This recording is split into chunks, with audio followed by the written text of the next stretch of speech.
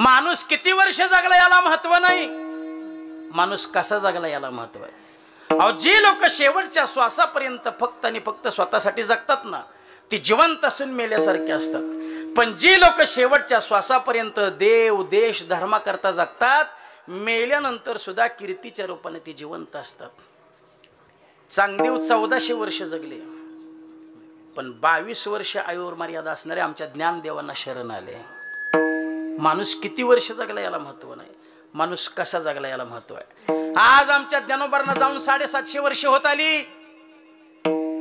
आजही आपण माऊलींचं स्मरण करतोय, आजही आपण माऊलींचं स्मरण करतोय. सर्वांना जाहीर प्रश्न विचारतो, प्रत्येकाने आपापल्या पिढीतलं, कुणाला माहिती आहे 500 वर्षाच्या पूर्वीचं नाव आपल्या पूर्वजाचं, कोणीही उठून नाव सांगावं, भर कीर्तनात त्याचा सत्कार करतो. 500 वर्षाच्या पूर्वीचं कुणाचं नाव आहे का लक्षात कोणाच्या? ज्यांनी आपल्याला प्रॉपर्टी दिली, ज्यांनी आपल्याला नाव दिलं, ज्यांनी आपल्याला सगळी इज्जत दिली, प्रॉपर्टी दिली, घरदार दिलं, अशा पूर्वजाचं आपल्याला 500 वर्षापूर्वीचं नाव आठवत नाही. पण ज्ञानोबारायांना जाऊन 750 वर्ष होत आली. ज्ञानोबाराय माहीत नाही असा महाराष्ट्रात माणूस तुम्हाला सापडणार नाही. काय जगणं होतं आमच्या ज्ञानोबारायांचं. कोवळ्या वयामध्ये पाठीवर लाता खाल्ल्या. आज माऊलींचे पाय शिवण्याकरता लाखोंची गर्दी आहे. इंद्रायणीमध्ये कुणी स्नान करू दिलं नाही. आज माऊलींचं नाव घेऊन स्नान करण्याकरता लाखोंची गर्दी आहे. मांड भाजण्याकरता, मांड खाण्याकरता भांड मिळालं नाही. आज चांदीच्या ताटावर, चांदीच्या पाटावर नैवेद्य आहे. संत होते तर समाजाला कधीच कळले नाहीत, कधीच कळले नाहीत. जगातला सर्वात मोठा चमत्कार, जगातला सर्वात मोठा चमत्कार आमचे विश्वमौली ज्ञानोबारायांनी केला. ऐका, एका बाईला एका मुलाची आई होण्याकरता 18 वर्ष पूर्ण लागतात. एका बाईला एका मुलाची आई होण्याकरता 18 वर्ष पूर्ण लागतात. पण आमची विश्वमौली ज्ञानोबाराय वयाच्या 16व्या वर्षी अखंड वैराग्य संपादन करून संपूर्ण विश्वाची माऊली ठरले. हा जगातला सर्वात मोठा चमत्कार आहे. उगच माणसं भजन करतात का ज्ञानोबारायांचं?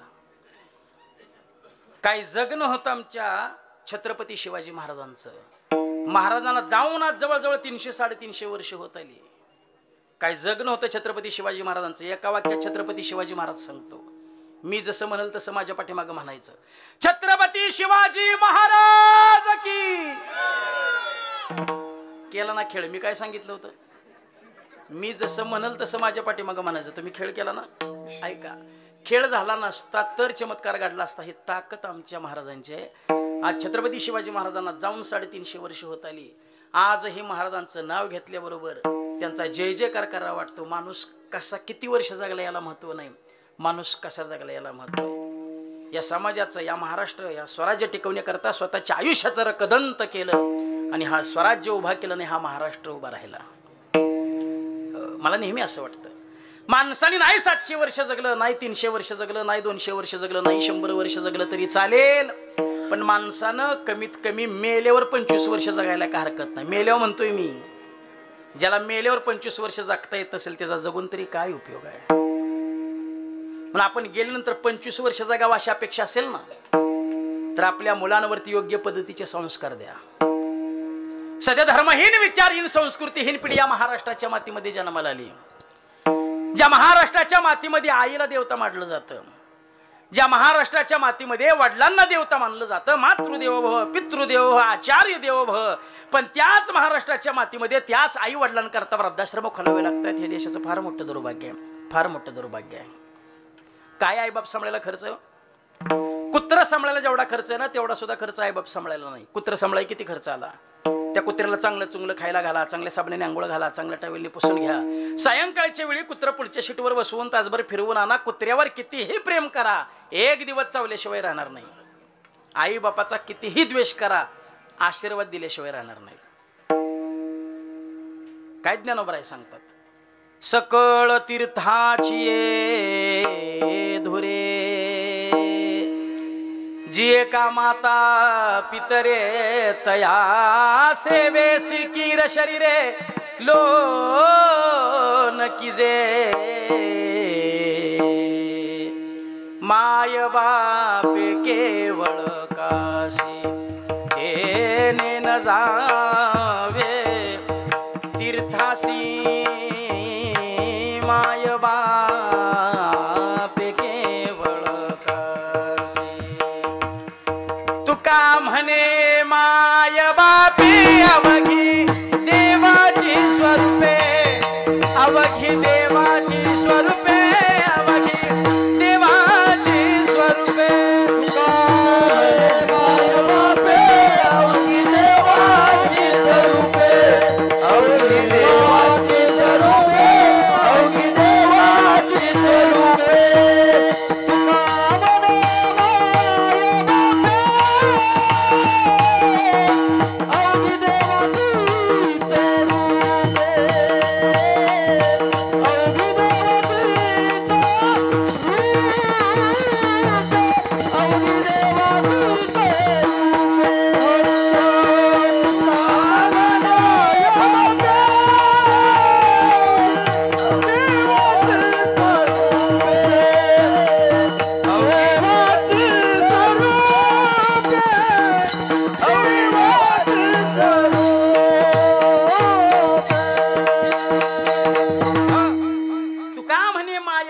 अवघी देवाची स्वरूपे म्हणजे आई म्हणजेच देव. प्रत्येकाची काळजी घेता येणार नाही देवाला, म्हणून त्या भगवान परमात्म्याने आई निर्माण केली. काय असते आई? लंगड्याचा पाय असते आई, वासराची गाय असते आई, दुधावरची साय असते आई. काय असते आई? ए हंबरुनी हंबरुनी वासराल चाटती जवा गाय,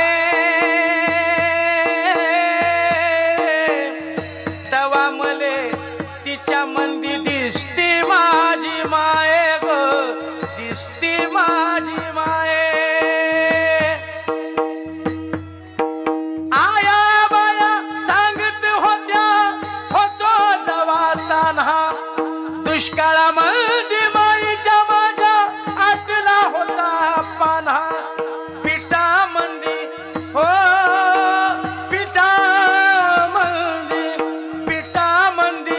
टाकुनी पाणी पाजत मला जाए,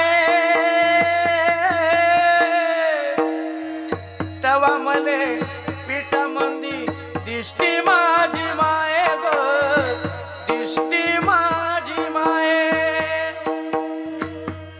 आई वडिलांची सेवा करून देव मिळवता येतो, देवाची सेवा करून आईबाप मिळवता येत नाही. आई वडिलांची सेवा करून देव मिळवता येतो. पुंडलिकाचं उदाहरण जग प्रसिद्ध आहे. तर भगवान परमात्मा दिंडीरवनामध्ये आला होता खरं आपल्या बायकोला शोधण्याकरता, पण पुंडलिकाची सुरासरी मातृपितृ भक्ती पाहिली आणि तिथंच थांबला. परीक्षा घेण्याकरता भुंग्यानं पाठवलं, भुंग्याला पाठवलं. भुंग्यानं संपूर्ण मांडी पोखरली, पण मांडी हालू दिली नाही. मांडी जर हल्ली तर आई वडिलांची झोप मोड होईल, निद्रा मोड होईल. संपूर्ण मांडी भुंग्यानं पोखरली, पण मांडी हालू दिली नाही. मातृपितृ भक्तीवर भगवान परमात्मा प्रसन्न झाला. पुंडलिका, अरे योग्याला दुर्लभ असणारा भगवान परमात्मा तुझ्या मातृपितृ भक्तीवर प्रसन्न झाला, माझ्याकडे पाहशील का नाही? देवा वेळ नाही, आई वडिलांची सेवा चालू आहे. अरे मग बसायला वगैरे काहीतरी टाक.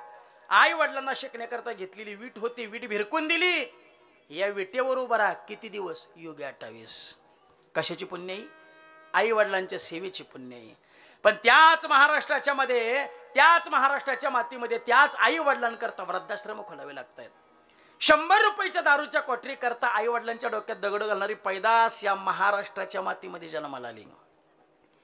धर्महीन, विचारहीन, संस्कृतीहीन पिढी या महाराष्ट्राच्या मातीमध्ये जन्माला आली. पण पोरं नुसते सुशिक्षित करू नका, पोरं नुसते शिकवू नका, त्यांना योग्य संस्कार द्या. पोरं काही कमी हुशार नाहीत, पोरं भरपूर हुशार आहेत. अभाव आहे तो संस्कारांचा अभाव आहे. पोरं काही कमी हुशार आहेत. 5 वर्षाच्या पोराच्या हातात कोणत्याही कंपनीचे अँड्रॉइड मोबाईल द्या, त्या मोबाईल मधली जेवढी पोराच्या बापाला अक्कल नाही तेवढी पोराला अक्कल आहे. पोरं काही कमी हुशार आहेत. गुरुजींनी विद्यार्थ्यांना सांगितलं, पोरांनो रेल्वेचं चित्र काढा. सगळ्या पोरांनी रेल्वेचं चित्र काढलं. एका पोरानं नुसताच बोगदा काढला. गुरुजी म्हणले रेल्वे कुठं आहे? ते म्हणलं बोगद्यात शिरली ना. सगळ्याला मार्क दिली, याला मार्कच दिला ना. ते म्हणलं गुरुजी मला मार्क. गुरुजी म्हणले रेल्वे बोगद्यातनं बाहेर पडल्यावर देतो. पोरं कमी हुशार आहेत, पोरं भरपूर हुशार आहेत. अभाव आहे तो संस्कारांचा अभाव आहे. अभाव आहे तो संस्कारांचा अभाव आहे. 2 दिवसापूर्वी सगळे न्यूजपेपरला आलेली बातमी आहे. श्रीनाथ खंडेवाल वाराणसीचे रहिवासी, वयाच्या 82व्या वर्षी त्यांचं निधन झालं. 2023ला त्यांना पद्मभूषण पुरस्कारानं त्यांना भारत सरकारने सन्मानित केलं. ते श्रीनाथ खंडेवाल 80 करोडची प्रॉपर्टी स्वतःच्या नावावरती होती. मुलगा परदेशामध्ये जॉब करतो, मुलगी सर्वोच्च न्यायालयामध्ये वकिली करते. 80 करोडची प्रॉपर्टी असताना सुद्धा सगळी बापाच्या नावावरची प्रॉपर्टी मुलाने आणि मुलीने आपल्या नावावरती करून घेतली आणि बापाला घरातून बाहेर काढून दिलं. वाराणसी मधल्या एका वृद्धाश्रमामध्ये त्यांनी आश्रय घेतला. 1 वर्ष त्या वृद्धाश्रमामध्ये राहिले. 1 वर्षानंतर श्रीनाथ खंडेवाल पद्मश्री पुरस्काराने ज्यांना भारत सरकारने सन्मानित केलं होतं, 80 करोडची ज्यांची प्रॉपर्टी होती, त्यांनी 4-5 दिवसापूर्वी देह ठेवला. वृद्धाश्रम चालक युवकाने त्यांच्या मुलाला आणि मुलीला फोन केला. दोन्हीही मुलांनी सांगितलं, जीवन खूप व्यस्त आहे, आम्हाला येणं शक्य होणार नाही. तुम्हाला पाहिजे त्या पद्धतीने तुम्ही आमच्या वडिलांवरती अंत्यसंस्कार करा. काही सामाजिक कार्यकर्ते करणारी मंडळी तिथं आली आणि स्वखर्चाने त्या सामाजिक कार्य करणाऱ्या तरुण मुलांनी श्रीनाथ खंडेवाल यांचा अंत्यविधी पूर्ण केला. 80 करोडची प्रॉपर्टी असणाऱ्या श्रीनाथ खंडेवालांची ही अवस्था आहे. पूर्ण नुसती सुशिक्षित करू नका, त्यांना योग्य संस्कार द्या, नाहीतर तुमच्यावर सुद्धा असं म्हणायची वेळ येईल. नाही रे नाही कुणाचे कोणी, नाही रे नाही कुणाचे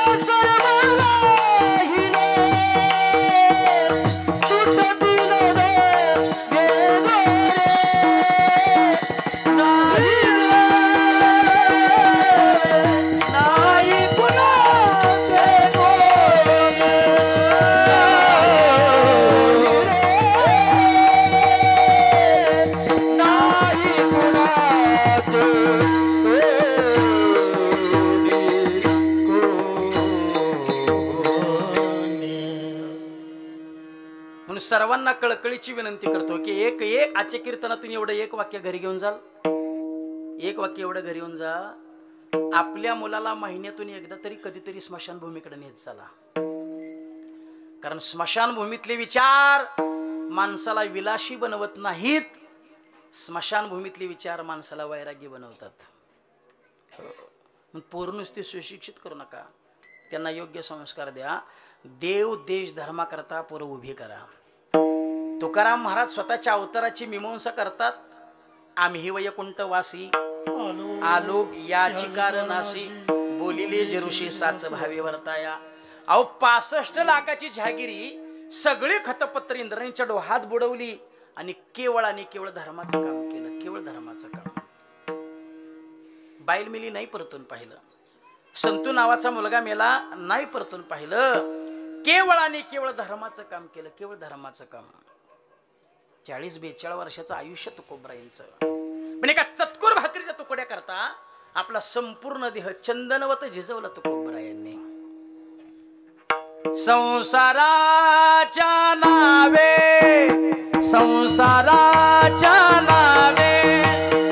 घालोनी या शून्य, घालोनी या शून्य. संसाराच्या नावे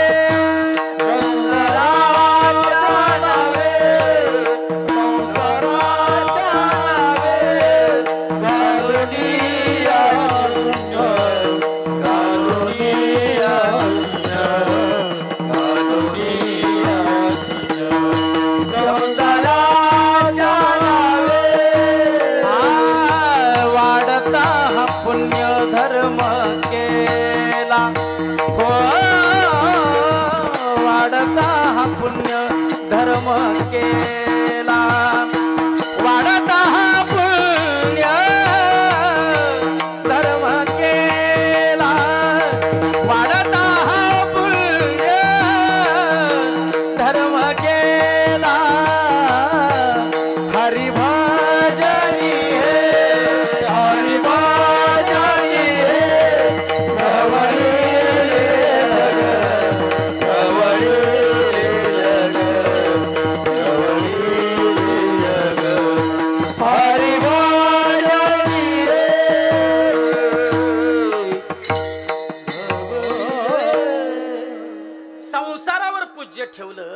आणि केवळ धर्माचं काम केलं, केवळ धर्माचं काम. रात्रंदिवस जगद्गुरु तुकाराम महाराजांनी भजन केलं. दिनराजानी हाची धंदा गोविंदाची पोवाडे. किती भजन. अहो मायबाप महाराज विठ्ठल विठ्ठल म्हणतील यात नवल नाही. महाराजांनी पायदळी तुडलेली माती सुद्धा विठ्ठल विठ्ठल बोलत होती. महाराजांनी किती भजन केलं असं. माझी मज झाली अनावरणाचा छंद या नामाचा घेतला. ऐका इकडे लक्ष द्या.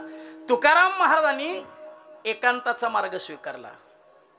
लोकांतात फिरणाऱ्या लोकांची समाजानं माती केली. तुकाराम महाराजांनी एकांताचा मार्ग स्वीकारला. भंडारा भामचंद्र भोरळ डोंगरावर फुलांच्या पानांच्या पक्ष्यांच्या संगतीमध्ये जगद्गुरु तुकोबारायांनी भजन केलं. येणे सुखे रुचे एकांताचा वास नाही गुण दोष अंगायेत वृक्षवल्ले आम्हा सोयरी वनचर वृक्षवल्ली आम्हा सोयरी वनचर.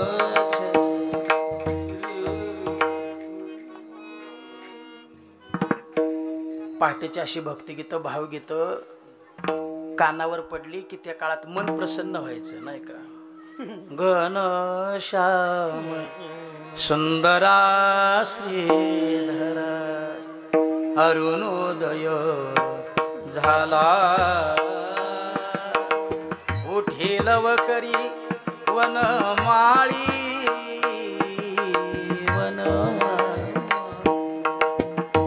काय गाणी असायचं. फिरत्याचा कावरती देशी मातीला का विठ्ठला तू वेडा.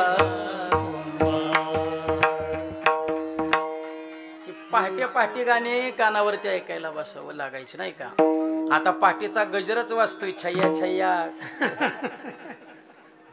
काय काय काय काय कोणाच्या रिंगटोन असतात नाही का. एकांतात भजन केलं.